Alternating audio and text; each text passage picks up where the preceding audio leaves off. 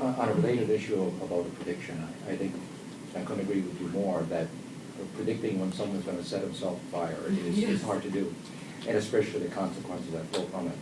But there's another approach that is that I don't know if it's used in political science, called scenario planning, where you don't try to predict that there will be a catalytic event.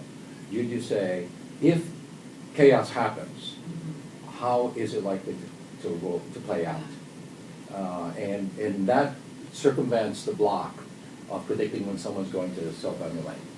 And scenario planning, I think, has been an established way of anticipating the future for some time. I don't know if that's used in political science or not. I mean, I think it is implicitly, not explicitly, in the sense that, the comment I made at the beginning, which I probably didn't clarify sufficiently, that we need to understand the past in order to understand how things unfold. So all these political scientists are saying, oh, I'm writing this book about persistent authoritarianism, it's going to crash and burn. Well, I say to them, no, because you need Just to hold your understand, well, for one thing, maybe there is still persistent authoritarianism, but apart from that, even if there isn't, even if we have radical change and regime change and so forth, we still need to understand political configurations to understand how things play out. So I think this relates to the point that you make in the sense that, to understand the dynamics of the Libyan situation, for example, we need to understand Cyrenaica and Tripolitania and the different tribal configurations and how these actors relate to each other. We need to understand the Tunisian case, who are the major players in the opposition, even the inconsequential ones,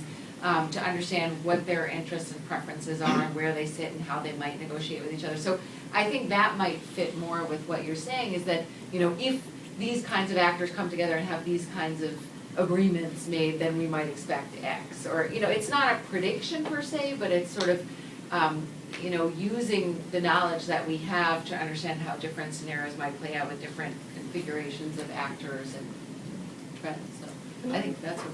Jump in and just kind of put on my anthropologist hat, because I came out of an anthropology department, and ask the question, well, how, even if we see regimes change, what is actually changing for most people, right? I mean, is there going to be better healthcare? Are they going to have more job opportunities, right? I mean, you're talking 1 million jobs for the next 15 years. Is that a possibility? Are there going to be less jobs, right? Is there going to be better sanitation? Are problems about overcrowding, overpopulation in the cities going to get better? And I guess those are, for me, the anthropological questions, right?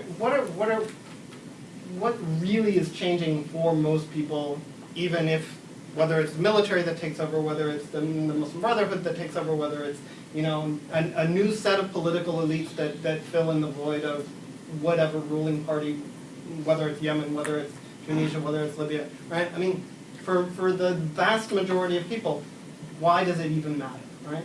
And one of the things I would say about Egypt is one of the things that I think really has mattered for a lot of people is that they feel like they have an empowered voice, right? That they are no longer afraid of their state and the government apparatus, which I think is if there's one positive thing that I've seen in my, communications with friends and relatives and people who are in Egypt, that is huge, right? That people feel like even if I don't have any prospects of a better job opportunity, at least there's a sense of dignity and pride that's come out of it that, at least for me, is somewhat encouraging, given some of my less than encouraging thoughts about this as a revolution or not. So. Just before we move on, 2 cents on the probability one. There's a lovely quote I came across from a guy who sells $150 million a year of predictive analytics software at the CIA. And so that's quite a chunk of change. And he does both path scenario models and statistical models. And when asked, did your model see this coming? He said, well, we work on percentages. If you go to, this is directly the quote, right? If you go to Vegas and you're doing 4% different, that's real money. There's no 4% different on Egypt. It's completely misleading to even think in those terms. And it costs $150 million a year. We could be doing something else with it.